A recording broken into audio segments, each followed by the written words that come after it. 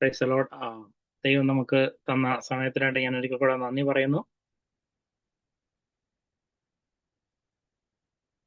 നമ്മള് ആ, ദൈവത്തെ കേൾക്കാനായിട്ട് വരുമ്പോൾ നമ്മൾ കേട്ടിട്ട് നമ്മളിൽ നിന്നും ഒരു ഒരു റിസൾട്ട് ദൈവം ആഗ്രഹിക്കുന്നുണ്ട്. ഒരു ഒരു നമ്മൾ തന്നെ നമ്മുടെ പിള്ളേരെയൊക്കെ സ്കൂളിൽ വിട്ടു കഴിഞ്ഞാൽ അവരിൽ നിന്ന് റിസൾട്ട് ആഗ്രഹിക്കുന്ന പോലെ അത് സ്വന്തമല്ല. ഒരു കൊച്ചു കുഞ്ഞ് വളർന്നു വരുമ്പോൾ ആ കൊച്ചു കുഞ്ഞിന് നമ്മൾ പല കാര്യങ്ങൾ ആ കൊച്ചു കുഞ്ഞിൽ നിന്നുണ്ടാകണമെന്ന്, വളർച്ചയിൽ ഉണ്ടാകണമെന്ന് ആഗ്രഹിക്കുന്നുണ്ട്. അതിൽ ഏറ്റവും പ്രധാനപ്പെട്ട ഒരു കാര്യമാണ് ഫിസിക്കൽ ഗ്രോത്തിനേക്കാളും മെന്റൽ ആയിരിക്കുന്ന ഗ്രോത്ത്. മെന്റൽ ഗ്രോത്ത് എന്ന് പറയുമ്പോൾ ലോകപ്രകാരമുള്ള ഒരു ഗ്രോത്ത് അല്ല, വിവേകം, വിവേചനം, അങ്ങനെയുള്ള കാര്യങ്ങളിലുള്ളൊരു ഗ്രോത്ത്. അത് അതും അത് മെന്റൽ ഗ്രോത്ത് തന്നെയാണ്. ലോകപ്രകാരവും അത് ഉണ്ട്. അതുപോലെ ദൈവത്തിലേക്കുള്ള ഒരു ബോധം നമുക്ക് തിരിഞ്ഞു കിട്ടണം. അതാണ് ആത്മീയമായിരിക്കുന്ന വളർച്ച. നമ്മുടെ ജീവിതത്തിലും രക്ഷിക്കപ്പെട്ട ശേഷം ദൈവം നമ്മളിൽ നിന്ന് ആഗ്രഹിക്കുന്നത് ഒരു ദൈവിക വളർച്ച നമ്മളിൽ ഉണ്ടാകണം എന്നുള്ളതാണ്. ഞാൻ ആ വാക്യം ഒന്ന് വായിക്കട്ടെ. യോഹന്നാന്റെ സുവിശേഷം 5:20 വാക്യം. ഞാൻ നിങ്ങളോട് പങ്കുവച്ചിട്ടുണ്ടോ എന്ന് എനിക്ക് അറിയില്ല. എങ്കിലും ദൈവപുത്രൻ വന്നു എന്നും സത്യദൈവത്തെ അറിയുവാൻ നമുക്ക് വിവേകം തന്നു എന്നും നാം അറിയുന്നു. 1 യോഹന്നാൻ 5:20. നാം സത്യദൈവത്തിൽ അവന്റെ പുത്രനായ യേശുക്രിസ്തുവിൽ തന്നെ ആകുന്നു എന്ന്, അവൻ സത്യദൈവവും നിത്യദൈവവും ആകുന്നു എന്നും അറിയുവാൻ നമുക്ക് ബോധം തന്നു എന്നാണ് എൻ്റെ അർത്ഥം. വാക്കുകൾ മുഴുവൻ അങ്ങനെ അല്ലെങ്കിലും അതിന്റെ അർത്ഥം അതാണ്. നമ്മുടെ ജീവിതത്തിനകത്ത് ഈ സത്യദൈവത്തെ അറിയാനുള്ള ബോധം തന്നു. വിവേകം തന്നു എന്ന് പറഞ്ഞാൽ ബോധം തന്നു. ഇംഗ്ലീഷിൽ അണ്ടർസ്റ്റാൻഡിങ് ടു അണ്ടർസ്റ്റാൻഡ് ചെയ്യും. അണ്ടർസ്റ്റാൻഡിങ് എന്ന് പറയുന്നത് ഒരു ഹ്യൂമൻ ലെവലിൽ, ഒരു ലോകപ്രകാരമുള്ള ഒരു ലെവലിൽ നമുക്ക് സാധിക്കും. പക്ഷേ ബോധം എന്ന് പറയുന്ന ഒരു സാധനം ദൈവം തരുന്നതാണ്. അത് ദൈവത്തിന് മാത്രമേ, ദൈവത്തിന്റെ ആത്മാവിന്റെ കൂടെ നടക്കുമ്പോൾ മാത്രമേ അത് കിട്ടൂ. ഒരു കൊച്ചുകുട്ടി എങ്ങനെയാണ് ഒരു വീട്ടിൽ വളർന്നു വരുമ്പോൾ എവിടെ ഏത് കസേരയിലാണ് ഇരിക്കേണ്ടത്, എവിടെയാ കയറിയാ മറിഞ്ഞു വീഴാത്തത്, ഏതൊക്കെയാ തിന്നേണ്ടത് തിന്നണ്ടാത്തത്, ആദ്യത്തെ തുടക്കത്തിൽ ഫ്ലോറിൽ കിടക്കുന്നതെല്ലാം പറക്കി തിന്നുന്ന ഒരു പ്രായത്തിലാണല്ലോ കുഞ്ഞായിരിക്കുന്നത്. അങ്ങനെ നീതി നടക്കുമ്പം പലതും വായിൽ വെക്കും. അപ്പോൾ കണ്ട ഉടനെ തന്നെ പറയും അത് തിന്നരുതെന്ന് പറയും. അങ്ങനെ കുറെ പ്രാവശ്യം കേട്ട് കേട്ട് കേട്ട് കേട്ട് ഉള്ളിൽ ഒരു സെൻസ് ഡെവലപ്പ് ചെയ്യും. ആ സെൻസ് അതിനെ പിന്നീട് മുന്നോട്ടുള്ള ഗമനത്തിൽ വേണ്ടതിനെയും വേണ്ടാത്തതിനെയും നല്ലതിനെയും ചീത്തയും തിരിച്ചറിയാനായിട്ടുള്ള ഒരു കഴിവിലേക്ക് കൊണ്ടുപോകും. അതിനെയാണ് നമ്മൾ ബോധം എന്ന് പറയുന്നത്. ബോധമില്ലാതെ നമ്മൾ കുട്ടികൾ സ്കൂളിൽ പോയി കഴിഞ്ഞാൽ സ്കൂളിൽ കളിച്ചോണ്ടിരിക്കുന്ന പിള്ളേരാണ്. പക്ഷെ അവര് കളിയൊക്കെ ഒരു പ്രായം കഴിഞ്ഞ് കഴിയുമ്പോഴത്തേക്കും കുറയ്ക്കണം. അവരെ സ്കൂളിൽ വിട്ട് കഴിയുമ്പോൾ അവരവിടെ പഠിക്കാനുണ്ട്, എക്സർസൈസ് ഉണ്ട്, പല കാര്യങ്ങൾ ചെയ്യാനുണ്ട്, ഒരു ഡിസിപ്ലിൻ ഉണ്ട് അതിനകത്ത്. അതെല്ലാം അവർ ഫോളോ ചെയ്യണം. അത് ഫോളോ ചെയ്യാനുള്ള ഒരു സെൻസ് കുട്ടിക്ക് ഉണ്ടാകുകയാണെങ്കിലാണ് പേരൻസും അധ്യാപകർക്കും സന്തോഷമാണ് കൊച്ചിനെ കുറിച്ച്. അപ്പൊ സെൻസോടുകൂടിയുള്ളൊരു കുട്ടിയാണെങ്കിലോ പ്രത്യേകിച്ചൊന്നും അതിന്റെ പുറകെ നടക്കണ്ട, കാര്യങ്ങളൊക്കെ അവൻ ചെയ്തോളും. അപ്പൊ അങ്ങനെ ഒരു കൊച്ചു വളരുന്നില്ലെങ്കിൽ അവന് സെൻസ് ഇല്ല എന്ന് പറയാം. കൊച്ചിന് പ്രായമായിട്ടും കൊച്ചിനെ അറിയത്തില്ല പല കാര്യങ്ങളും. അപരിചിതരെ അറിയത്തില്ല, ആരുടെ കൂടെയാണ് നിൽക്കേണ്ടതെന്ന് അറിയില്ല, ഇന്ന് സ്കൂളിൽ പോകേണ്ട ദിവസമാണെന്ന് അറിയില്ല, അല്ലെങ്കിൽ എന്തെങ്കിലും ഹോംവർക്ക് ചെയ്യാനുണ്ടെങ്കിൽ അതിനെക്കുറിച്ച് ഒരു ബോധം കിട്ടുന്നില്ല. അങ്ങനെ വരുമ്പോൾ നമ്മൾ അതിനൊരു സെൻസ് ഇല്ല എന്ന് പറയും. അപ്പം നമ്മുടെ ജീവിതത്തിൽ ഈ സെൻസ് വളർന്നു വരിക, ദൈവിക കാര്യത്തോടല്ലെങ്കിൽ വളരുന്നു വരിക എന്നുള്ളത് നമ്മുടെ വളർച്ചയെ കാണിക്കുന്നതാണ്, നമ്മുടെ ആത്മീയ വളർച്ചയെ കാണിക്കുന്നതാണ്. അപ്പം നമ്മൾ തന്നെ ഒരു കൊച്ചു വളർന്നു വന്ന് ചിലരെ കാണാൻ മേലെ വയസ്സ് 18 വളർച്ച ഒരു 10 വയസ്സിൻ്റെ ഉള്ളൂ എന്നൊക്കെ നമ്മൾ കേൾക്കാറില്ലേ. അപ്പം ശരീരം കൊണ്ട് വളർന്നിട്ടുണ്ട്, പക്ഷെ അതിൻ്റെ ഉള്ളിലെ തിരിച്ചറിവ് വരേണ്ട വളർച്ചയിൽ അത് വളർന്നിട്ടില്ല എന്നുള്ളതാണ് അത് ഉദ്ദേശിക്കുന്നത്. നമ്മളും ഇതുപോലെ തന്നെ സീനിയോറിറ്റി നോക്കിയാൽ കുറേ നാളായിട്ട് നമ്മൾ ചർച്ചിലുണ്ടായിരിക്കും. അതുപോലെ പല കാര്യങ്ങളും നമ്മൾ ഇങ്ങനെ പ്രസംഗങ്ങളൊക്കെ കേട്ട് കേട്ട് കോൺഫറൻസും കേട്ട് നമുക്ക് പല കാര്യങ്ങൾക്കും പെട്ടെന്ന് മറുപടി പറയാനുള്ള ഒരു കഴിവുണ്ടായിരിക്കും. ഒരുപക്ഷെ വചനമൊക്കെ ശുശ്രൂഷ ചെയ്യുമ്പോൾ ഒരാൾ വചനം എടുത്ത് പറയുമ്പോഴേ നമുക്കത് മനസ്സിലാവും എന്താണെന്ന്. വേണേ അതിനോട് ചേർത്ത് പറയാനുള്ള ഒരു 3-4 വാക്യങ്ങളോടെ നമ്മുടെ മനസ്സിലേക്ക് ഓടി വരികയൊക്കെ ചെയ്യുന്നുണ്ടാവും. അല്ലെങ്കിൽ എൻ്റെ ഊഴം വരുമ്പോൾ അത് പറയാമെന്ന് വിചാരിച്ച് ഞാൻ അതും തപ്പിക്കൊണ്ടായിരിക്കും ഇരിക്കുന്നത്. പക്ഷെ ഈ പ്രോസസ്സിനിടയിൽ അല്ലെങ്കിൽ ആ ഒരു തപ്പലിന്റെ ഇടയിൽ കൂടെ എനിക്ക് നഷ്ടപ്പെട്ടു പോകുന്നത് എന്നാണെന്നറിയാവോ? ദൈവം എൻ്റെ ഹൃദയത്തിലേക്ക് നിക്ഷേപിക്കാൻ ആഗ്രഹിച്ച ബോധം എന്നിൽ നിന്ന് കിട്ടുന്നില്ല. അത് കിട്ടുന്നില്ല. അപ്പം നമ്മൾ ഇവിടെ ഈ Yohannan after a period of long years, ഒരു 10-65 വർഷം ചർച്ചിന്റെ ഗ്രോത്ത് എല്ലാം കണ്ടേച്ചും എല്ലാ വിശ്വാസികളെയൊക്കെ കണ്ടു എല്ലാം കഴിഞ്ഞിട്ട് ബ്രദറിന് ഒരു കാര്യം മനസ്സിലായി, അപ്പസ്തോലന് ഒരു കാര്യം മനസ്സിലായി. ദൈവപുത്രനെ കുറിച്ച് മനസ്സിലാക്കാൻ ദൈവപുത്രൻ വന്നിട്ട് സത്യദൈവത്തെ അറിയാനായിട്ടുള്ള ഒരു ബോധം നമുക്ക് തന്നു. അത് അറിവിലല്ല കിടക്കുന്നത്, അനുഭവങ്ങളിലും അല്ല കിടക്കുന്നത്, മറിച്ച് ഉള്ളിൽ അന്തരാത്മാവിൽ പകരപ്പെട്ട ഒരു സാധനമാണ്. അത് ബോധമാണ്. ആ ബോധം എനിക്ക് തന്നിരിക്കുന്നു, നമുക്ക് തന്നിരിക്കുന്നു. അത് ഒരു വലിയ ദൈവകൃപയാണ്. മറ്റേതൊരു ഗിഫ്റ്റിനേക്കാളും. കാരണം ഗിഫ്റ്റ് കിട്ടിയവരും ചിലപ്പം നരകത്തിൽ പോയെന്നിരിക്കും, പക്ഷെ ബോധം കിട്ടിയവര് അവരുടെ ജീവിതം ദൈവത്തിന് പ്രസാദമുള്ളതെന്ന് തിരിച്ചറിയും. അപ്പനും അമ്മയ്ക്കും മാതാപിതാക്കൾക്കും പ്രസാദമുള്ളത് എന്തെന്ന് കുഞ്ഞ് വളർന്നു വരുന്നതിനനുസരിച്ച് പഠിക്കാൻ തുടങ്ങും. അതുകൊണ്ട് അവൻ അപ്പനും അമ്മയ്ക്കും ഇഷ്ടമുള്ള കാര്യം ചെയ്യാനായിട്ട് ആരംഭിക്കുന്നു. അപ്പോൾ നമ്മൾ പറയും ആ കൊച്ചിന് ബോധമുണ്ട്. അടിച്ചു വാരാൻ പറഞ്ഞാൽ അത് ശരിയായിട്ട് അടിച്ചു വാരുന്നൊരു കുഞ്ഞുണ്ടെങ്കിൽ നമ്മൾ, അല്ലെങ്കിൽ രണ്ടാമത് അമ്മ അവിടെ പോയിട്ട് രണ്ടാമത് അടിച്ചു വാരണം, രണ്ടാമത് ചെയ്യേണ്ടി വരും. അപ്പം നമ്മൾ ആ കുഞ്ഞ് അങ്ങനെ ചെയ്തെങ്കിൽ പറയും ആ കുഞ്ഞ് ബോധമുള്ളവനാന്ന് പറയും. കാരണം എന്താ, എന്തിനാണ് കൽപ്പന കൊടുത്തതെന്നുള്ളത് അവന് നന്നായിട്ട് മനസ്സിലായി. അതിന് ആ പ്രതീക്ഷിച്ചത് എന്താണോ അതുപോലെ ഒരു റിസൾട്ട് വരത്തക്ക രീതിയിൽ ആ ജോലി നിവർത്തിച്ച് ചെയ്തിട്ട് പോയി. നമ്മൾ ആ കുഞ്ഞിനെ കുറിച്ച് പറയും ബോധമുണ്ടെന്ന് പറയും. അപ്പം നമുക്കിതുപോലെ കർത്താവിനെ മഹത്വപ്പെടുത്താനായിട്ടുള്ള ഒരു ബോധം നമ്മുടെ ഉള്ളിൽ വളരുന്നുണ്ടോ? ദൈവത്തിന് പ്രസാദമുള്ളത് എന്തെന്ന് തിരിച്ചറിയുന്നുണ്ടോ? ചിലപ്പം കുട്ടികളൊക്കെ നമ്മൾ പിന്നെ കടയിലൊക്കെ പോകുമ്പം നമ്മൾ ചിലപ്പം അവരോട് പറയും ഇന്ന തുണി വാങ്ങരുത്. ഞാൻ ഡ്രസ്സ് പലതും ഗിഫ്റ്റൊക്കെ കിട്ടുകയാണെങ്കിൽ ചിലതൊക്കെ ഒന്നും എനിക്ക് ഇടിയിക്കാൻ പറ്റില്ല. ഇവൻ ചില പാവകൾ പോലും ഞാൻ തിരിച്ച്, ചിലത് വില കൂടിയതായതുകൊണ്ട് ഞാൻ പറയും അതങ്ങ് തിരിച്ചു കൊടുത്തോളൂ, മടക്കി കൊടുത്താൽ നിങ്ങൾക്ക് പൈസ കിട്ടില്ല, അത് ഞാൻ വേണ്ട, അതുകൊണ്ട് കളിക്കണ്ടെന്ന് പറയും. അപ്പോൾ അവർക്ക് അതൊക്കെ കേൾക്കുമ്പോൾ തന്നെ ഭയങ്കര ഒരു മുഖമൊക്കെ അങ്ങ് വാടി വല്ലാതെ ആയിപ്പോവും. അപ്പോൾ പിന്നെ ഒരിക്കൽ ഞാൻ ചെന്നപ്പോൾ ഉണ്ട് അതെടുത്ത് തിരിച്ചു കൊടുത്തുമില്ല. ഞാൻ അവരുടെ പൈസ കളയണല്ലോ എന്ന് വെച്ചാൽ അത് അവരുടെ വീട്ടിൽ തന്നെ ഇരിപ്പുണ്ടായിരുന്നു. അപ്പം അതൊക്കെ അങ്ങ് മുറിവ് വെക്കുക. അത് പക്ഷെ നമുക്കൊരു സെൻസ് ഉള്ളത് കൊണ്ടാണ് നമ്മളത് ചെയ്യാൻ അനുവദിക്കാത്തത്. കുഞ്ഞിനും അതുകൊണ്ട് എന്താ വെച്ചാൽ ഒറ്റയ്ക്ക് പിന്നെ അമ്മയുടെ കൂടെ ഷോപ്പിങ്ങിന് പോകുമ്പോഴത്തേക്കും അത് ഡാഡി ഇടാൻ സമ്മതിക്കില്ല, അല്ലെങ്കിൽ അത് എനിക്ക് വേണ്ട കേട്ടോ, എന്തെങ്കിലും പ്രസന്റ് വാങ്ങി. അത് ആ കുഞ്ഞിനെ സെൻസ് എങ്ങനെയാണ് കിട്ടുന്നതെന്ന് ചോദിച്ചു കഴിഞ്ഞാൽ നമ്മളിങ്ങനെ പറഞ്ഞ് പറഞ്ഞാണ് വരുന്നത്. അപ്പൊ പറഞ്ഞു വന്നു കഴിഞ്ഞപ്പം എന്തിനാ സെൻസ് കിട്ടിയത്? അപ്പന് പ്രസാദമുള്ളത് എന്താണ് എന്ന് തിരിച്ചറിയാൻ ആ കുഞ്ഞിന് ഒരു ജ്ഞാനം കിട്ടി. ഇതുപോലെ നമ്മുടെ പിതാവിന്, സ്വർഗസ്ഥനായ നമ്മുടെ പിതാവിന് എന്താണ് പ്രസാദമുള്ളതെന്ന് അറിയുന്നതാണ് ബോധം എന്ന് പറയുന്നത്. അങ്ങനെയുള്ള ഒരു ബോധത്തിലേക്കാണ് നമ്മൾ വളർന്നു വരണമെന്ന് ദൈവം ആഗ്രഹിക്കുന്നത്. അപ്പം നമ്മൾ ദൈവത്തിന് വേണ്ടി എന്തെല്ലാം കാര്യങ്ങൾ ചെയ്താലും ഒക്കെ ഈ ബോധം ചിലപ്പോൾ ഇല്ലാതെ നമുക്ക് ചെയ്യാനായിട്ട് പറ്റും. അപ്പം ഈ ബോധത്തിലാണ് നമ്മുടെ ആത്മീയ വളർച്ച മുഴുവൻ ഇരിക്കുന്നത്. അപ്പം നമുക്ക് ചില കാര്യങ്ങൾ ഇപ്പം ഒരു തെരഞ്ഞെടുപ്പ് നടത്തുമ്പോഴും മൂല്യമുള്ളത് ഏതാന്ന് മനസ്സിലാക്കിയിട്ടാണല്ലോ നമ്മൾ സാധനങ്ങൾ വാങ്ങുന്നത്. അപ്പോൾ ഒരു സാധനത്തിന് എത്ര മൂല്യമുണ്ടെന്ന് കൊടുക്കാൻ കഴിയുന്നത്, ആ വില കൊടുക്കാൻ കഴിയുന്നത്, നമ്മുടെ ഉള്ളിൽ ഇപ്പം ഒരു സാധനം പർച്ചേസ് ചെയ്യാൻ വേണ്ടി ചെന്ന് കഴിഞ്ഞപ്പോൾ അയാൾ പറയുക ഇത്ര രൂപ തരണം. അപ്പം നമ്മൾ പറഞ്ഞു ഇത്രേ തരാൻ പറ്റുള്ളൂ. അപ്പം അതെങ്ങനെയാണ് നമുക്ക് തരാൻ പറ്റുള്ളൂ നമ്മൾ പറയാൻ കാരണം നമ്മുടെ ഉള്ളിലെ ഒരു ജഡ്ജ്മെന്റിൽ അതിന് അത്രേ കൊടുക്കാൻ പറ്റത്തുള്ളൂ.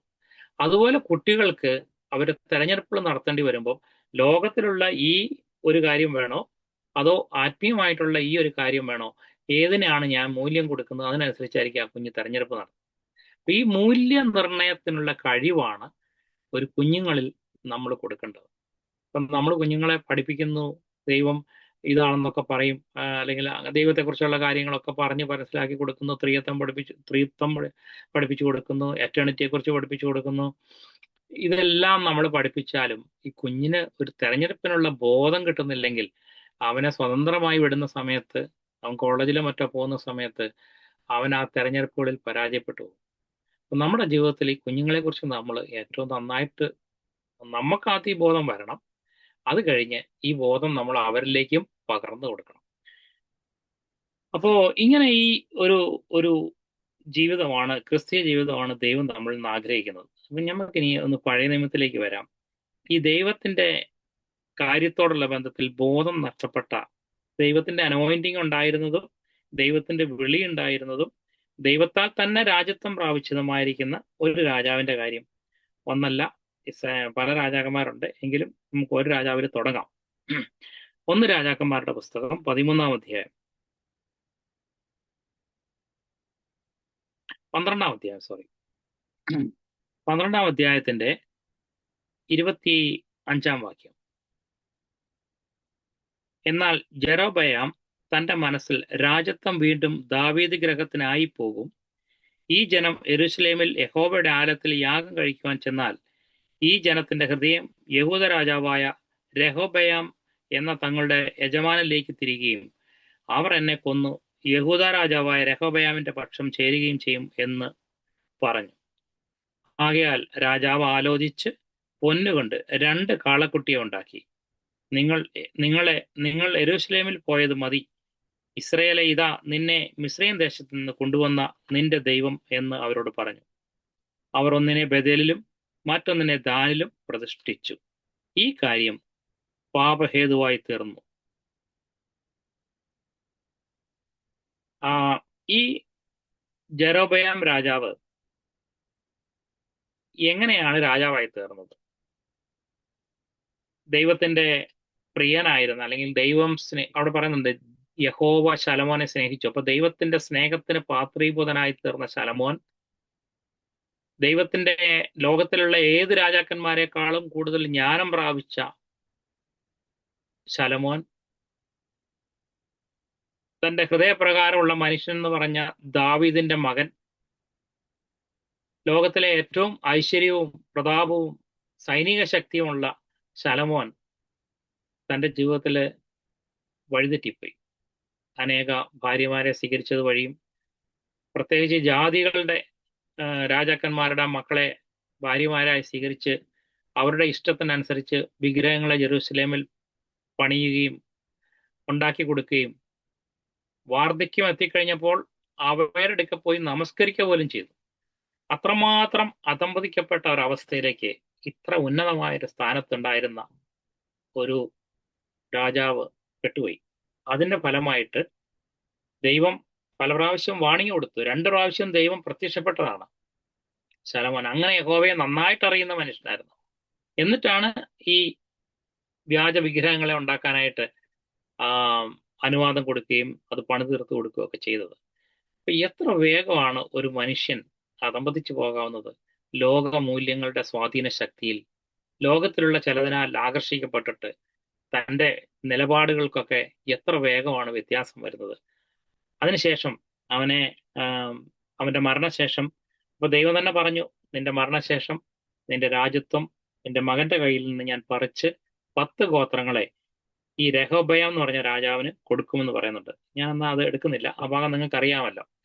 അപ്പൊ ഈ 10 ഗോത്രങ്ങളെ കൊടുത്ത ശേഷം അവർ പോയി രാജാവായിട്ട് രെഹോബെയാമിനെ വാഴിച്ചു എന്നുള്ള വാർത്ത യെരൂശലേമിലുള്ള ശലോമോന്റെ മകൻ കേട്ടപ്പോൾ അദ്ദേഹം സൈന്യവുമായിട്ട് അവരെ ആക്രമിക്കാനായിട്ട് ചെന്നു. ഇപ്പൊ അങ്ങോട്ട് രാജാവായല്ലേ ഉള്ളൂ, അല്ലെങ്കിൽ രാജാവായി പ്രഖ്യാപിച്ചിട്ടുള്ളൂ, അവർക്ക് സൈന്യത്തെയൊക്കെ ശേഖരിച്ച് വരുന്നേ ഉള്ളൂ. ഒരു പക്ഷേ അവർക്ക് ജയിക്കാൻ പറ്റുമായിരിക്കാം. കാരണം യെരൂശലേമിന് വളരെ സംഘടിതമായിരിക്കുന്ന ഒരു സൈന്യമുണ്ട്. എന്തായാലും അങ്ങോട്ട് പോകുന്ന വഴിക്ക് ഒരു പ്രവാചകൻ അവനെ എതിരേറ്റിട്ട് പറഞ്ഞു, ഇത് യഹോവയുടെ ഹിതത്താൽ സംഭവിച്ചതത്രേ, അതുകൊണ്ട് നിങ്ങൾ യുദ്ധത്തിനായി നിങ്ങളുടെ സഹോദരന്മാരോട് പോകരുത്. ആ വാക്യം ശ്രദ്ധിക്കണേ, ഇത് യഹോവയുടെ ഹിതത്താൽ സംഭവിച്ചതത്രേ. ദൈവത്തിന്റെ ജനറൽ വിൽ പറഞ്ഞാൽ ഇസ്രായേൽ വിഭജിക്കപ്പെടുക എന്നുള്ളത് ദൈവഹിതത്തിൽപ്പെട്ടൊരു കാര്യമല്ല. പക്ഷേ ഈ പറഞ്ഞ കാര്യങ്ങളൊക്കെ സംഭവിച്ചത് വഴി, ശലോമോൻ പിന്മാറ്റത്തിലേക്ക് പോയത് വഴി, ദൈവത്തിന്റെ സ്പെസിഫിക് വില്ല്, ആ സമയത്തുള്ള സ്പെസിഫിക് ആയ വില്ല്, ആ 12 ഗോത്രങ്ങളോടുള്ള ബന്ധത്തിലുള്ള സ്പെസിഫിക് ആയിരിക്കുന്ന വില്ല് എന്ന് പറയുന്നത് 10 ഗോത്രം വേർപെട്ടിട്ട്, അത് യഹോവയാ കൊടുത്തത്. ജെറൊബെയാം എന്ന് പറഞ്ഞ രാജാവിനെ രാജാവായിട്ട് അവിടെ വാഴിക്കുക എന്നുള്ളത് ദൈവഹിതത്തിലായിരുന്നു. അതങ്ങനെ സംഭവിച്ചു. നമ്മുടെ ജീവിതത്തിനകത്ത് പലപ്പോഴും നമ്മുടെ ദൈവഹിതം ജനറൽ വില്ലിലായിരിക്കുന്നതും നമ്മൾ ദൈവത്തിന്റെ സ്പെസിഫിക് വില്ല് ചിലപ്പോൾ അതിനോട് കോൺട്രഡിക്റ്റ് ചെയ്തു എന്നും വരാം. നമ്മൾ അതിനെ തിരിച്ചറിയേണ്ടത് ആവശ്യമാണ്. ഒരു ഉദാഹരണം പറയുകയാണെങ്കിൽ, രക്ഷിക്കപ്പെട്ട ഒരാൾക്ക് രക്ഷിക്കപ്പെട്ട ഏതൊരു വ്യക്തിയുമായിട്ടും വിവാഹ ബന്ധത്തിൽ ഏർപ്പെടാം. പക്ഷെ സ്പെസിഫിക് വില്ല് വരുമ്പോൾ ചിലപ്പോൾ ദൈവം പറയും, നോ, ആ വ്യക്തി നിനക്കുള്ളതല്ല, ഇതാ നിനക്കുള്ളതെന്ന് പറയും. നമ്മുടെ അപ്പൊ ജനറൽ വില്ലിൽ അങ്ങനെ അല്ലേ എന്ന് പറഞ്ഞാൽ ഞാനങ്ങ് പോയാൽ ഞാൻ എൻ്റെ സ്പെസിഫിക് വില്ല് മിസ് ചെയ്യും. അപ്പൊ നമ്മൾ എപ്പോഴും ദൈവത്തിന്റെ സ്പെസിഫിക് വില്ലിനെയാണ് അന്വേഷിക്കേണ്ടത്. അത് അതുപോലെ ജനറൽ വില്ല് നോക്കിയാൽ ദാവീദ് ദേവാലയത്തിലെ അപ്പം, പുരോഹിതന്മാർക്കുള്ള അപ്പം ഭക്ഷിക്കാൻ പാടില്ല. പക്ഷെ ഒരു സ്പെസിഫിക് വില്ലില് അല്ലെങ്കിൽ ആ സമയത്തുള്ള ദൈവഹിതത്തിൽ അത് അനുവദനീയമായിരുന്നു. അദ്ദേഹം അത് ചെയ്തു. ഇത് രണ്ടും ചിലപ്പോൾ അങ്ങോട്ടും ഇങ്ങോട്ടും പരസ്പര വിരുദ്ധമായി വന്നു എന്ന് വരാം. അവിടെ നമ്മൾ അക്ഷരത്തെ പിൻപറ്റിയാൽ നമുക്ക് ചിലപ്പോൾ തെറ്റുപറ്റും. അവിടെയാണ് ആത്മാവിന്റെ സ്വരം നമ്മൾ തിരിച്ചറിയേണ്ടത്. യേശു അതിനെ കമന്റ് ചെയ്യുകയും കൂടെ ചെയ്തിട്ടുണ്ട്. അതുപോലെ പാപിനിയായ സ്ത്രീയെ കൊണ്ടുവന്ന് കല്ലെറിഞ്ഞ് കൊല്ലുക എന്നുള്ളത് ജനറൽ വില്ല അല്ലെങ്കിൽ ദൈവത്തിന്റെ ന്യായപ്രമാണത്തിൽപ്പെട്ടൊരു കാര്യമാണ്. പക്ഷെ ആ സമയത്ത് ആ പ്രത്യേക ഇൻസിഡന്റില് യേശു ക്രിസ്തുവിനോ പിതാവായ ദൈവം പറഞ്ഞു അവളെ ഫ്രീ ആയിട്ട് വിടാൻ പറഞ്ഞു. അപ്പൊ അതുപോലെ നമ്മൾക്ക് ദൈവമായിട്ടൊരു സെൻസിറ്റീവ് വചനം പഠിച്ചുകൊണ്ട് മാത്രം നമ്മൾ ചിലപ്പോൾ ദൈവത്തിന്റെ സ്പെസിഫിക് വില്ലിലേക്ക് എൻ്റർ ചെയ്യല. ദൈവമായിട്ട് ബന്ധം, ഒരു ബോധം, ഒരു വളർച്ച ആത്മീയമായിട്ടുണ്ടായിരിക്കണം. ഈ ബോധമാണ് നമുക്ക് തിരിച്ചറിവിലേക്ക് കൊണ്ടുവരുന്നത്. ഈ ബോധം ദൈവത്തിന് പ്രസാദമുള്ളത് എന്തെന്ന് തിരിച്ചറിയാനായിട്ട് നമ്മെ സഹായിക്കും. അങ്ങനെ ഈ രാജാവ് യുദ്ധത്തിനായിട്ട് ആ രാജാവ് പോയില്ല. അതായത് ശലോമോന്റെ മകൻ പോയില്ല. കർത്താവിന്റെ ഒരു പ്രവാചകം എന്ന് പറഞ്ഞത് കേട്ട് അവരങ്ങ് മടങ്ങിപ്പോയി. അങ്ങനെ ഇപ്പോ രാജാവായിട്ട് ഇദ്ദേഹം തീർന്നു. നമുക്ക് ഇനി വാക്യത്തില് അവിടെ വായിക്കാം. നമ്മളിപ്പോ വായിച്ച വാക്യം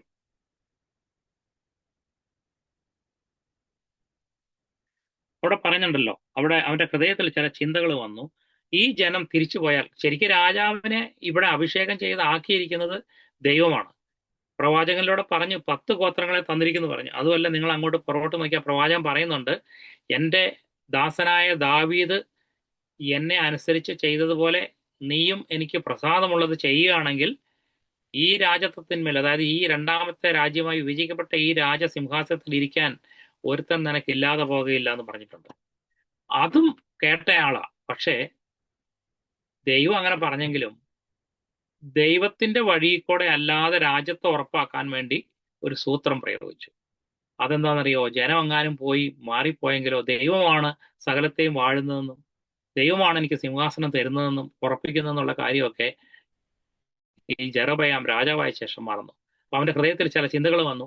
അവൻ പറഞ്ഞു, ഈ ജനമെല്ലാം യെരൂശലേമിൽ പോകുക എന്നുള്ളത് പെസഹായ്ക്ക് പോകണം എന്നുള്ളൊരു കൽപ്പനയാണല്ലോ. അതുകൊണ്ട് ഒരിക്കൽ അവർ കുട്ടികളെ ഉണ്ടാക്കി, അതാണ് നിന്നെ ഇസ്രായേലിൽ കൊണ്ടുവന്ന്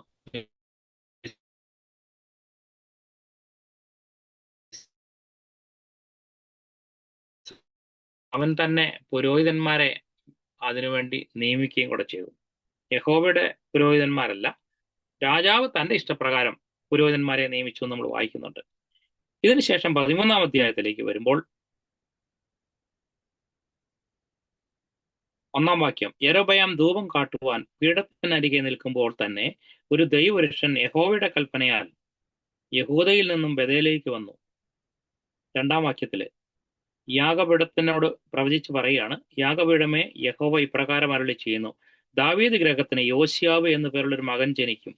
അവൻ നിന്റെ മേൽ ധൂപം കാട്ടുന്ന പൂജാഗിരി പുരോഹിതന്മാരെ നിന്റെ മേൽ വെച്ച് അറക്കുകയും മനുഷ്യാസ്തികളെ നിന്റെ മേൽ ചുട്ടുകളയുകയും ചെയ്യുമെന്ന് പറഞ്ഞു.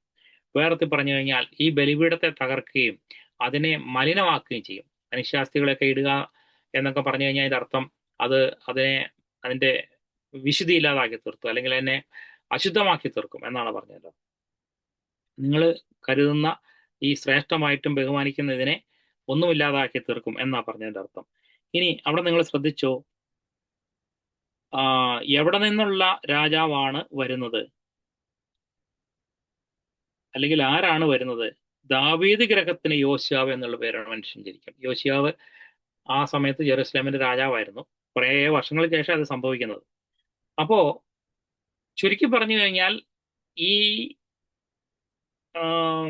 അല്ലെങ്കിൽ ഈ രാജാവിന്റെ ജെറൊബയാമിന്റെ സന്തതി പരമ്പരകളിലോ പിന്നീട് ഉണ്ടായിരിക്കുന്ന ഏതെങ്കിലും ഒരു രാജാവിനോ ഈ ഉണ്ടാക്കിയ കാളക്കൊട്ടികളെ തകർത്ത് കളയാനുള്ള സുബോധം കിട്ടിയില്ല. അതുകൊണ്ട് യോശിയാവ് എന്ന് പറഞ്ഞ ദൈവപുരുഷൻ, അല്ലെങ്കിൽ അദ്ദേഹം രാജാവാണ്, അദ്ദേഹം ഒരു മകൻ ജനിക്കുന്ന പറഞ്ഞു. അവൻ രാജകുടുംബത്തിൽപ്പെട്ടവനാണ്. അവൻ യെരൂശലേമിൽ നിന്ന് വന്നിട്ട്, ഇവിടെ നിന്നല്ല, യെരൂശലേമിൽ നിന്ന് വന്നിട്ട് ഈ രണ്ട് ഈ ഈ പിന്നെ യാഗപീഠത്തെ നശിപ്പിച്ചു കളയെന്ന് പറഞ്ഞു. ഇത് വന്ന് പറയുന്ന പ്രവാചകൻ ഒരു യുവ പ്രവാചകനായിരുന്നു. അദ്ദേഹത്തെ ദൈവം അയച്ചതാണ്. അദ്ദേഹം ജെറൂസലേമിൽ നിന്നാണ് വന്നത്. അപ്പോൾ വരുന്ന വഴി ദൈവം അവനോട് പറഞ്ഞു, നീ പോകുന്ന വഴി തിരിച്ചു വരരുത്, പോകുന്ന സ്ഥലത്ത് നിന്ന് വെള്ളം കുടിക്കുകയോ അപ്പം തിന്നുകയോ ചെയ്യരുതെന്ന് പറഞ്ഞു.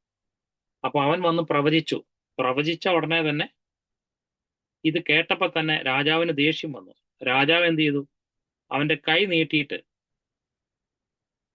ഈ രാജാവ് പറഞ്ഞു അവനെ പിടിക്കാൻ പറഞ്ഞു. കാരണം രാജാവ് വെച്ച യാഗപീഠത്തെ നശിപ്പിച്ചു കളയുന്നുള്ള പ്രവചനമല്ലേ. രാജാവിനെ തൊട്ട് പിടിച്ചില്ല. അപ്പൊ രാജാവ് പറഞ്ഞു, ജെറബയാം പറഞ്ഞു അവനെ പിടിക്കാൻ പറഞ്ഞു. പിടിക്കാന്ന് പറഞ്ഞ് കൈ ചൂണ്ടിയായിരിക്കും പിടിക്കാൻ, അവനെ ചൂണ്ടിക്കാണിച്ചുകൊണ്ടായിരിക്കും പറഞ്ഞത് പിടിക്കാനായിട്ട്. സൈന്യത്തോടോ തന്റെ കൂടെയുള്ള അകമ്പടികളോടായിരിക്കും പറഞ്ഞത്. പക്ഷെ അവന്റെ കൈ വരണ്ടുപോയി. കൈ പിന്നെ മടക്കാൻ പറ്റിയില്ല.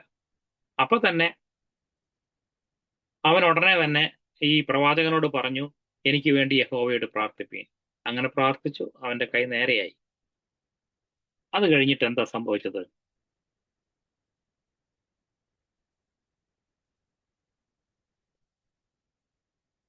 നമ്മളിവിടെ വായിക്കുന്നുണ്ട്, ഇങ്ങനൊരു കാര്യം സംഭവിച്ചു. എന്നിട്ടും ഈ രാജാവിന്റെ ഹൃദയം മാനസാന്തരപ്പെട്ടില്ല. കാരണം എന്നാണെന്നറിയാമോ? അവന്റെ പുറത്ത് മാത്രമല്ല കാളക്കുട്ടി ഉണ്ടായിരുന്നത്, അതായത് പുറമേ മാത്രമല്ലായിരുന്നു, അവന്റെ ഉള്ളിലും കാളക്കുട്ടി ഉണ്ടായിരുന്നു. എന്റെ സ്ഥാനം, എനിക്ക് ഈ പൊസിഷൻ കീപ്പ് ചെയ്യണം. ഒരുപക്ഷെ അതൊരു മിനിസ്ട്രി ആയിരിക്കാം, ചിലപ്പോൾ എന്തെങ്കിലും ദൈവം എനിക്ക് തന്ന ദർശനമോ കാഴ്ചപ്പാടോ അങ്ങനെ എന്തെങ്കിലുമൊക്കെ ആയിരിക്കും. എന്തായാലും അല്ലെങ്കിൽ എനിക്ക് ചില കിട്ടിയ പ്രത്യേക അനുഭവങ്ങളും ആയിരിക്കാം. ഇതിനെയൊക്കെ താലോലിച്ച് അകത്തും പുറത്തും കാളക്കുട്ടി ഒരുപോലെ ഉണ്ടായി വന്നിരുന്നു. അതുകൊണ്ട് ഈ കാളക്കുട്ടി അകത്തുണ്ടായിരുന്നുകൊണ്ട് പുറത്തുള്ള കാളക്കുട്ടി അവന് നശിപ്പിക്കാൻ പറ്റിയില്ല. അതിവിടെ വായിക്കുന്നുണ്ട്.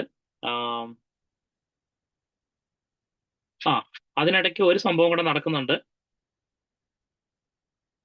ഈ പ്രവാചകൻ വന്ന് പറഞ്ഞ ശേഷം അവൻ തിരിച്ചുപോയി. പോകുന്ന വഴി പോകുന്ന വഴി അവിടെ ഒരു വയോധികനായ പ്രവാചകൻ ഉണ്ടായിരുന്നു. ആ പ്രവാചകന്റെ 2 പിള്ളേർ ഇതൊക്കെ കേട്ടത് കൊണ്ട് ആ പ്രവാചകന്റെ അടുക്ക് ചെന്നിട്ട് പറഞ്ഞു, ഇവിടുന്ന് ഒരു പ്രവാചകൻ വന്നിരുന്നു. അദ്ദേഹം ഇങ്ങനെയൊക്കെ യാഗപീഠത്തിനെതിരെ പ്രസംഗിച്ചു, പറഞ്ഞു, കൈ വരണ്ടു പോയ കാര്യവും എല്ലാം പറഞ്ഞു. അപ്പൊ തന്നെ ഇത് കേട്ട ഈ ഓൾഡ് ആയിരിക്കുന്ന പുരോഹിതൻ, പ്രായമുള്ള പുരോഹിതൻ, സീനിയർ പുരോഹിതൻ എന്ന് നമുക്ക് പറയാം. സീനിയർ പുരോഹിതൻ ഉടനെ തന്നെ പറഞ്ഞു, നിങ്ങൾ എന്താ അവനെ വീട്ടിൽ കൊണ്ടുവരാഞ്ഞെന്ന് വെച്ചു. അത് അവൻ ഇവിടെ നിന്ന് വെള്ളം കുടിക്കരുതെന്നൊക്കെ പറഞ്ഞിട്ടുണ്ട്, അതുകൊണ്ട് പോയി എന്ന് പറഞ്ഞു. എതിലെയാ പോയത്? ആ വഴി കാണിച്ചു കൊടുത്തു. വഴി അറിയാമായിരുന്നു അവർക്ക്. അവൻ ഉടനെ തന്നെ കഴുതയ്ക്ക് കോപ്പിട്ട് അയാളെ പുറകെ പോയി ഒരു മരത്തണലിൽ വിശ്രമിച്ചുകൊണ്ടിരിക്കുമ്പോൾ അവനെ കണ്ടുമുട്ടി. അവനോട് ചോദിച്ചു, നീ ആണോ പ്രവാചകൻ എന്ന് ചോദിച്ചു. അതേന്ന് പറഞ്ഞു. അവൻ പറഞ്ഞു, നീ വിളിച്ചു കാണും. അപ്പോഴത്തേക്ക് എന്നെ വീട്ടിലേക്ക് വിളിച്ചപ്പോഴത്തേക്ക് പറഞ്ഞു, എനിക്ക് യഹോവ പറഞ്ഞിട്ടുണ്ട് ഇവിടെ നിന്ന് ഭക്ഷണം കഴിക്കാൻ പാടില്ല, വെള്ളം കുടിക്കാൻ പാടില്ല, പോയ വഴി തിരിച്ചു വരരുതെന്ന് പറഞ്ഞിട്ടുണ്ട്. അന്നേരം ആ പ്രവാചകൻ പറയുന്നൊരു വാക്യമുണ്ട്,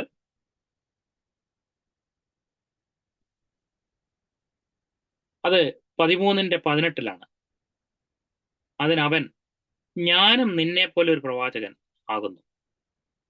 ഞാനും നിന്നെ പോലെ തന്നെയാ. പക്ഷെ ഞാൻ നിന്നെ പോലെ ആയിരുന്നെങ്കിൽ ദൈവം നിന്നെ ഉപയോഗിക്കുമായിരുന്നു ഈ രാജാവിനെതിരെ സംസാരിക്കാൻ. പക്ഷെ ഉപയോഗിച്ചില്ല. പക്ഷെ ഈ പ്രായമുള്ള പ്രവാചകൻ അതൊന്നും അറിയില്ല, അങ്ങനെയൊന്നും വിവേചിക്കാൻ പറ്റിയില്ല, ബോധമില്ലായിരുന്നു. അപ്പൊ അവൻ പറഞ്ഞു, ഞാൻ നിന്നെപ്പോലെ പ്രവാചകൻ അപ്പം ഭക്ഷിക്കുകയും വെള്ളം കുടിക്കുകയും ചെയ്യേണ്ടതിന് നീ അവനെ നിന്റെ വീട്ടിൽ കൂട്ടിക്കൊണ്ടുവരിക എന്ന് ഒരു ദൂതൻ യഹോവയുടെ കൽപ്പനയാൽ എന്നോട് പറഞ്ഞിരിക്കുന്നു എന്ന് പറഞ്ഞു. അവൻ പറഞ്ഞത് ബോഷ്കായിരുന്നു. പ്രവാചകന്മാരും ബോഷ്ക്ക് പറയാം, സീനിയർ പ്രവാചകന്മാരും പറയാം. ഇതിൽ നമ്മൾ അങ്ങനെയാണ് മനസ്സിലാക്കുന്നത്. പക്ഷെ യുവ പ്രവാചകന് സെൻസ് ഇച്ചിരി കുറഞ്ഞായിരുന്നു. പല കാര്യങ്ങളിലും സെൻസ് ഉണ്ടായിരുന്നു, പക്ഷെ ഈ കാര്യത്തിൽ സെൻസ് ഇല്ലാതെ പോയി, ബോധമില്ലാതെ പോയി. നമ്മൾ പിള്ളേരെ അപരിചിതർ കൊടുക്കുന്ന എല്ലാ സാധനവും വാങ്ങി വായിലിടുകയാണെങ്കിൽ, മുട്ടായി ഒക്കെ വാങ്ങിയിടുകയാണെങ്കിൽ നമ്മൾ നല്ല വഴക്കും പറയും, ചിലപ്പോൾ അടിയും കൊടുക്കും. കാരണം അത് വളരെ സീരിയസ് ആയ കുഴപ്പമുണ്ടാക്കുന്ന കാര്യമാണ്. അപ്പൊ ഒരു ഈ രാജാവ് പറയുന്നത്, അല്ലെങ്കിൽ ഈ പ്രവാചകൻ പറയുന്നത് ദൈവത്തിൽ നിന്നാണോ അല്ലയോ എന്ന് അറിയാൻ അവനൊരു പക്ഷേ അല്പം പോലും ചിന്തിച്ചില്ല ഈ രാജാവിന്റെ പുരോഹിതന്റെ ടെസ്റ്റിമണി കേട്ടപ്പോൾ ഈ ധൈര്യമുള്ള പ്രവാചകൻ, ഈ ബോൾഡായ പ്രവാചകൻ, രാജാവിന്റെ കോപം ഭയപ്പെടാതെ ഇത്രയും ദൂരം സഞ്ചരിച്ചു വന്നിട്ട് യഹോവയുടെ കൽപ്പനയാൽ വന്നിട്ട് പറഞ്ഞ ഈ ചങ്കൂറ്റമുള്ള ദൈവത്തിന്റെ നാമത്തെക്കുറിച്ച് എരിവുണ്ടായിരുന്ന ഈ പ്രവാചകൻ എന്തുകൊണ്ടോ ഈ ഒരു കാര്യം വിശകലനം ചെയ്യാൻ തയ്യാറാകാതെ അദ്ദേഹം ആ പറയുന്ന അതേപടി കേട്ട് ഈ വീട്ടിൽ ചെല്ലുകയും അവിടെ വെച്ച് ഭക്ഷണം കഴിക്കുകയൊക്കെ ചെയ്തു. ഞാൻ അവിടെ ഒരു കാര്യം കൂടെ പറയാം. അവിടെ ഭക്ഷണം കഴിച്ചുകൊണ്ടിരിക്കുമ്പോൾ യഹോവയുടെ ആത്മാവ് ഈ പ്രായമുള്ള പ്രവാചകന്മേൽ വന്നു. എന്നിട്ട് അവിടെ പറയുന്നുണ്ട് കാര്യം,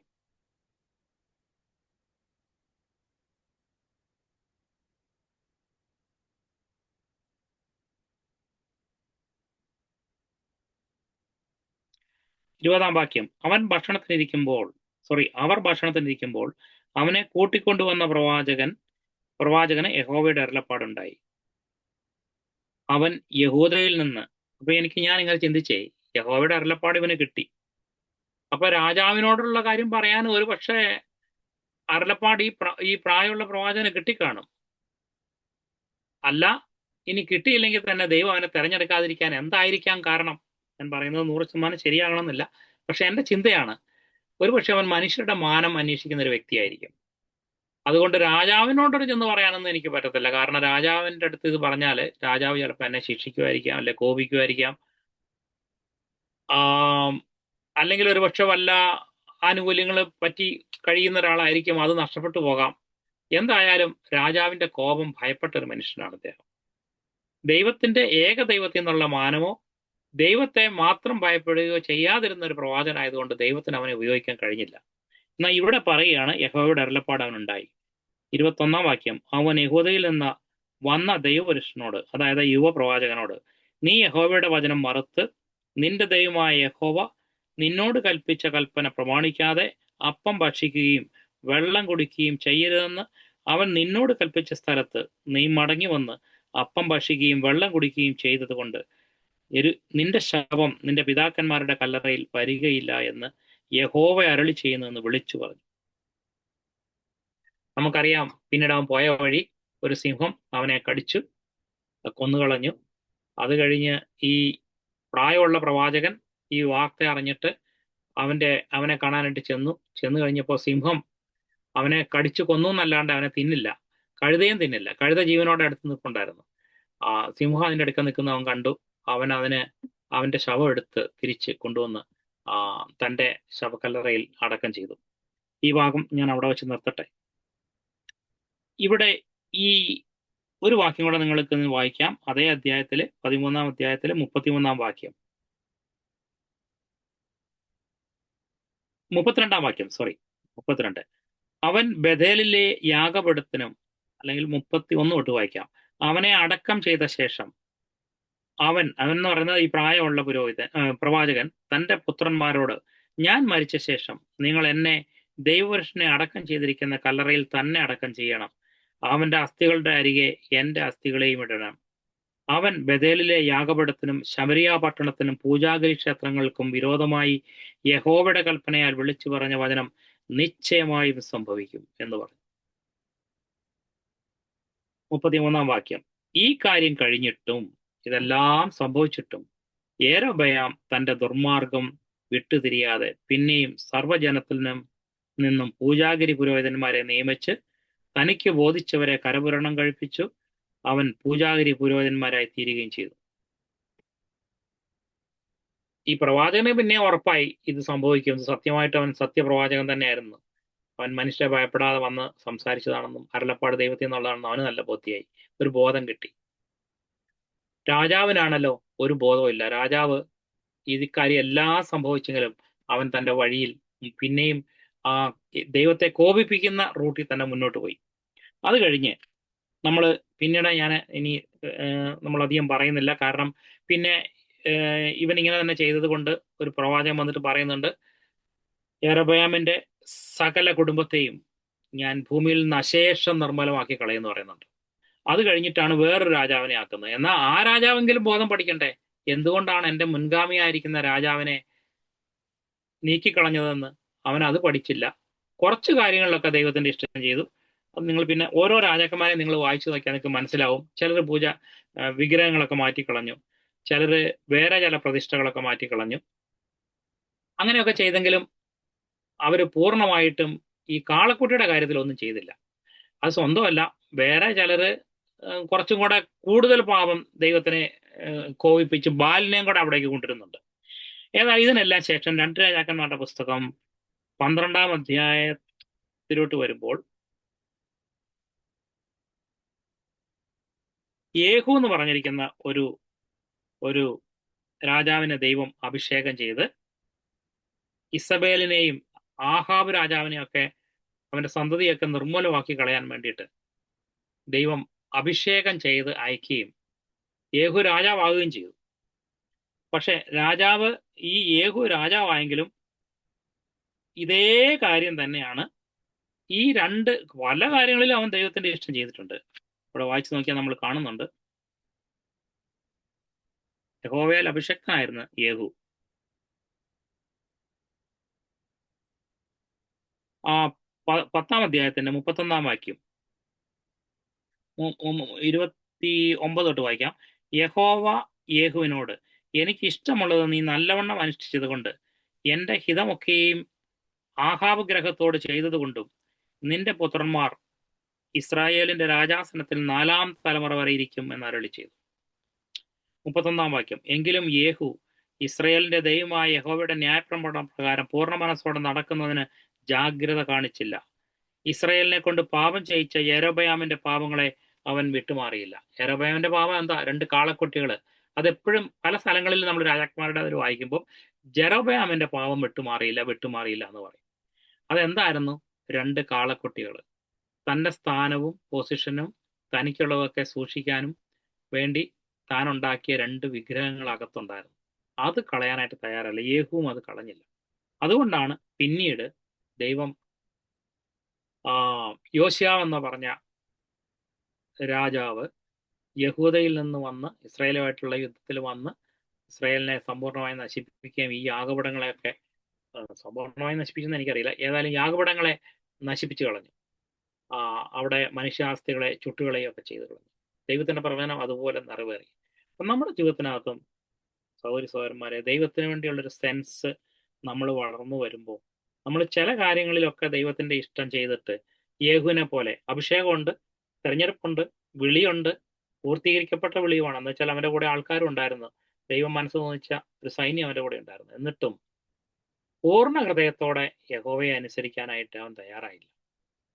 സെൻസിന്റെ കാര്യത്തിൽ അവൻ വളർന്നില്ല. അവൻ്റെതായിരിക്കുന്ന കാര്യങ്ങളിലായിരുന്നു സെൻസ് കൂടുതൽ. നമ്മൾ യേശുക്രിസ്തുവിന്റെ കൂടെ 3 വർഷം നടന്ന പത്രോസ് തെറ്റായ കാര്യങ്ങൾക്കൊരു സെൻസ് അല്ല, മാനുഷികമായിരിക്കുന്ന ഒരു സെൻസിൽ വളർന്നു വന്നായിരുന്നു.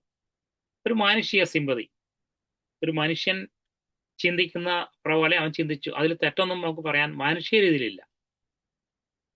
അതുകൊണ്ട് അവൻ പറഞ്ഞു, യേശു ക്രൂശ് മരണത്തെക്കുറിച്ച് പറഞ്ഞു, അയ്യോ നിനക്കങ്ങനെ ഭവിക്കരുത്, നീ ക്രൂശിലേക്ക് പോകാൻ പാടില്ല, നീ അങ്ങനെ മരിക്കാനുള്ളവനല്ല എന്നൊക്കെ ആയിരിക്കാം പത്രോസ് തന്റെ ഹൃദയത്തിൽ ചിന്തിച്ചത്. അത് പറഞ്ഞ ഉടനെ തന്നെ യേശു പറഞ്ഞു, പോ സാത്താനെ, നീ മനുഷ്യരുടെ അത്ര ചിന്തിക്കുന്നത് ദൈവത്തിൻ്റെതല്ല. ഇംഗ്ലീഷിൽ അത് you have A taste for the things of man, you don't have A taste for things of God. ആ ഒരു കാരണം കൊണ്ട് അവനെ സാത്താനെന്ന് വിളിക്കേണ്ടതായിട്ട് വന്നു. അതെന്തുകൊണ്ടാണ് അങ്ങനെ സാത്താനെന്ന് വിളിച്ചത്? അതിന്റെ ഗൗരവം അത്ര വലുതായതുകൊണ്ടാണ്. നമുക്കും ഒരു ടേസ്റ്റ് മാനുഷികമായതിൽ നിന്ന് ആണ് ഇത് തെറ്റ് ആയ ഒരു കാര്യമല്ല കേട്ടോ. മാനുഷ്യമായ ഹ്യൂമൺ ആയിരിക്കുന്ന ഒരു കാര്യത്തിൽ ആണ് നമ്മുടെ താല്പര്യങ്ങൾ. അത് പ്രകാരമാണ് നമ്മൾ തെരഞ്ഞെടുപ്പുകൾ നടത്തുന്നത്, അത് പ്രകാരമാണ് ശുശ്രൂഷ ചെയ്യുന്നത്, അത് പ്രകാരമാണ് നമ്മൾ മുന്നോട്ട് പോകുന്നതെങ്കിലുണ്ടല്ലോ, അതും അവസാനികമായിട്ട് ഒരു പിശാചിന്റെ ഇഷ്ടം നമ്മുടെ ഉള്ളിൽ നടക്കുന്നതിന് വേണ്ടിയാണ് ഇടയായിത്തീരുന്നത്. അതുകൊണ്ടാണ് യേശു അതിനെ അത്ര സീരിയസ് ആയിട്ട് വാൺ ചെയ്തത്. അപ്പം നമ്മൾ നോക്കുകയാണെങ്കിൽ അതിന് നമുക്ക് ഒത്തിരി ഒരു സഹതാപമായിരിക്കും പത്രോസിനോട് തോന്നുന്നത്. പക്ഷെ കർത്താവിന് അങ്ങനെ തോന്നിയില്ല. കർത്താവിന്റെ സഹതാപമാണല്ലോ. കർത്താവിന് തോന്നിയില്ലെങ്കിൽ പിന്നെ എനിക്കും തോന്നാൻ പാടില്ല, അല്ലെങ്കിൽ ഞാൻ ആ രീതി കൂടെ ചിന്തിക്കാൻ പാടില്ല.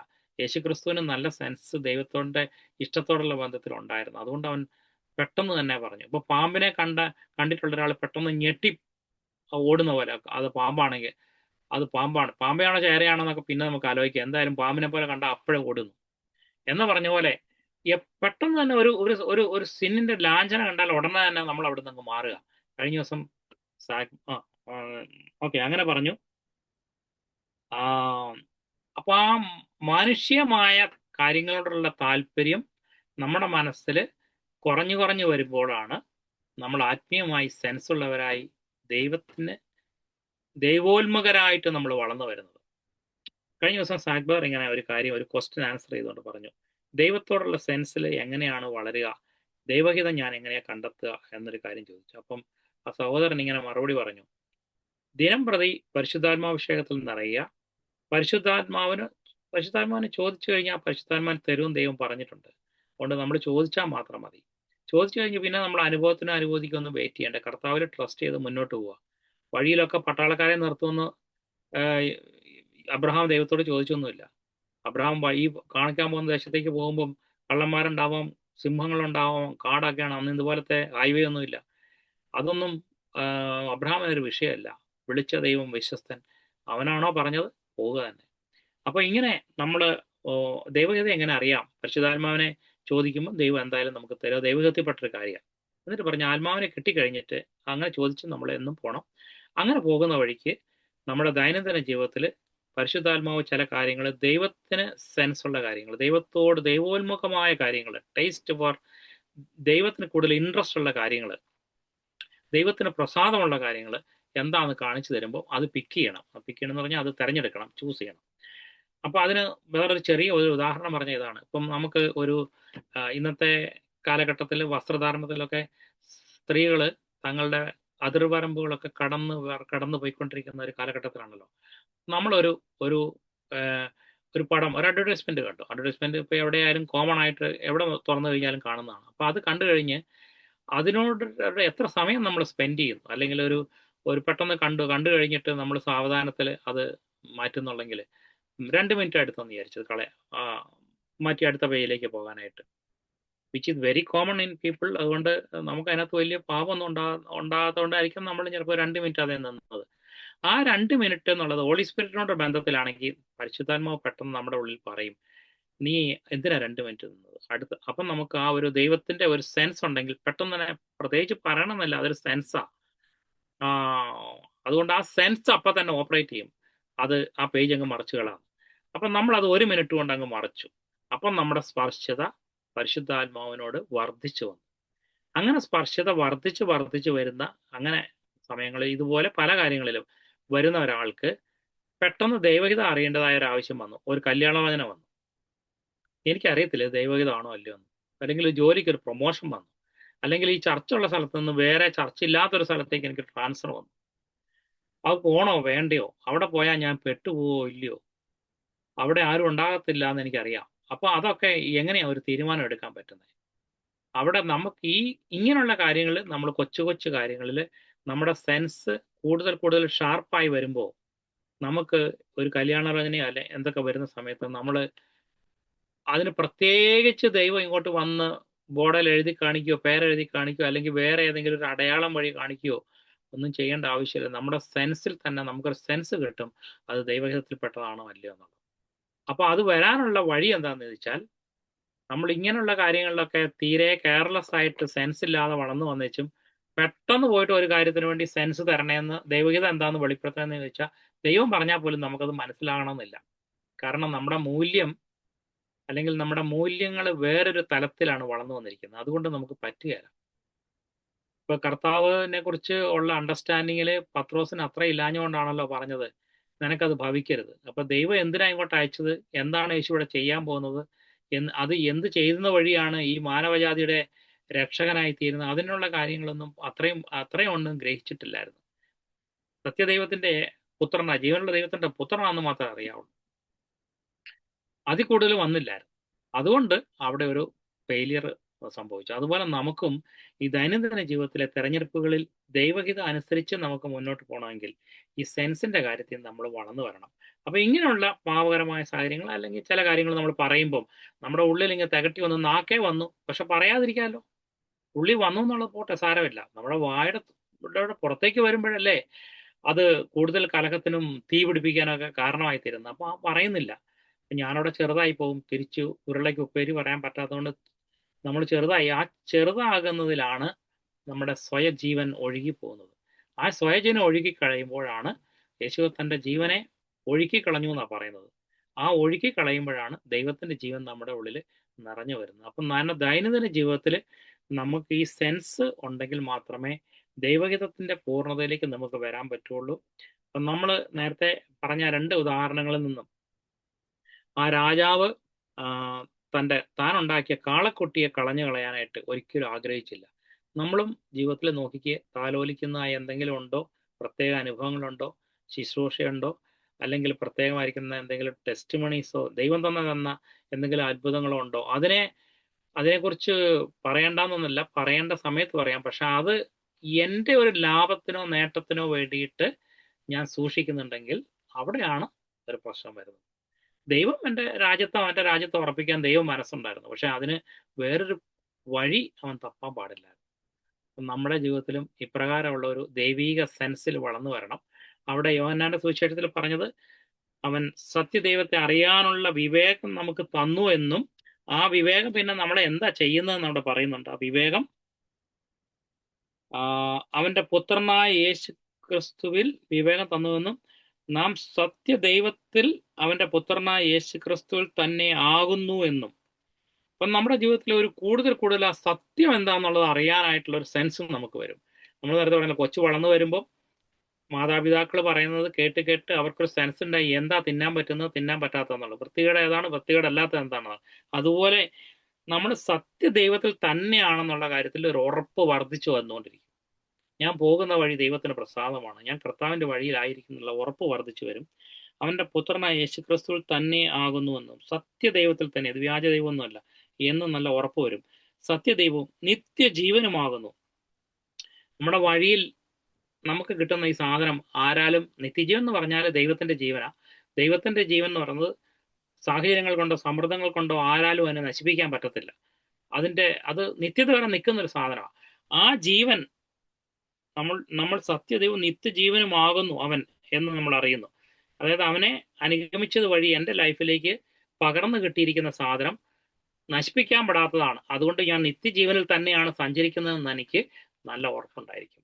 ഇങ്ങനെയുള്ള ഒരു സെൻസിലേക്ക് നമ്മൾ വളർന്നു വരാനും നമ്മുടെ ക്രിസ്തീയ ജീവിതം പ്രത്യേകിച്ച് ഈ വരും കാലങ്ങളിൽ വളരെയധികം ദുർഘട സമയങ്ങളും വളരെയധികം വഞ്ചനയും വ്യാജവും വളരെ വളരെ വർദ്ധിക്കുമെന്ന് പറഞ്ഞിരിക്കുന്ന ഇനി അങ്ങോട്ടുള്ള കാലഘട്ടത്തിൽ നമുക്ക് പിടിച്ചു നിൽക്കാൻ തക്കവണ്ണം ദൈവം ഈ വചനങ്ങളാലും ഈ സത്യത്താലും എന്നെയും നിങ്ങളെയും സഹായിക്കുമാറാകട്ടെ എന്ന് പറഞ്ഞുകൊണ്ട് ഞാൻ എൻ്റെ വാക്കുകൾ വെച്ചിരിക്കും.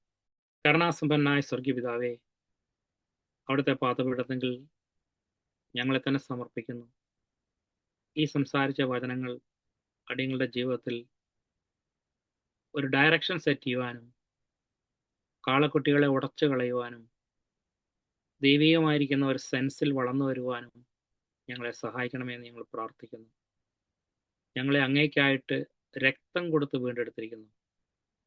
വേറൊരു രക്തത്തിനും ഞങ്ങളുടെ ജീവന് പകരമായിട്ട് നിൽക്കാൻ ഇല്ലാതിരുന്നത് കൊണ്ട് സ്വപുത്രനെ ആദരിക്കാതെ തികച്ചും പാപികളും ദൈവത്തിന് വിരോധമായിരിക്കുന്ന ചിന്തകളിലും ഡയറക്ഷനിലും സഞ്ചരിച്ചിരുന്ന ഒരു മനുഷ്യവർഗത്തിൻ്റെ നേരെ അവിടുത്തെ പുത്രനെ അവരുടെ ഇടയിലേക്ക് അയച്ച് ഞങ്ങൾക്ക് വേണ്ടി മരിച്ച് ഞങ്ങളെ വീണ്ടെടുത്ത് ഞങ്ങളെ സ്വപുത്രത്തിൻ്റെ ആത്മാവിനാൽ ഞങ്ങളെ നിറയ്ക്കുകയും ദൈവത്തിൻ്റെ ഹിതപ്രകാരമുള്ളത് എന്തെന്ന് തിരിച്ചറിയാനുള്ള ആന്തരിക ബോധം തരികയും അതിൻ പ്രകാരം മുന്നോട്ട് പോകാനായിട്ട് ഞങ്ങളെ മാടി വിളിച്ചുകൊണ്ടിരിക്കുന്ന അങ്ങയുടെ സ്നേഹത്തിനായിട്ട് നന്ദി പറയുന്നു.